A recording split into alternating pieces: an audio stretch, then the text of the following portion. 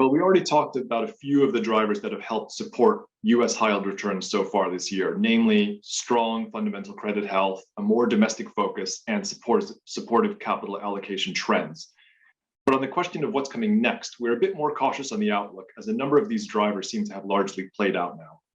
One theme, for example, that we're more focused on going forward is a shift in capital allocation priorities away from deleveraging. And that's a trend we're increasingly observing in high yield companies across a range of sectors. Many companies are generating strong cash flows and still have excess cash balances on their balance sheets after building up liquidity to weather COVID volatility.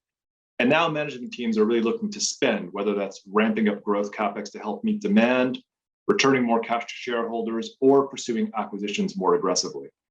And what concerns us is that this shift is happening at the same time as we're also starting to see growth slow and margin pressures continue to build given the cost inflation we're seeing, which of course is not getting any better with the latest spike in commodities.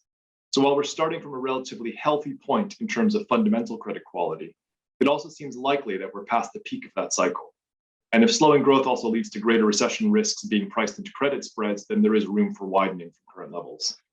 One supportive element to mention as a counterpoint here is that supply of new high yield bonds has declined very sharply this year, down more than 60% year to date. Issuers are just choosing to sit out market volatility, as many have very comfortable liquidity profiles, having taken care of refinancing needs during the strong market conditions over the last year. On top of that, there's still a good amount of potential rising stars that will be heading out of the high yield universe back to investment grade status.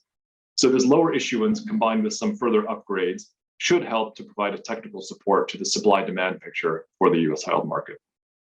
投资一定有风险，基金投资有赚有赔，申购前应详阅公开说明书或投资人须知。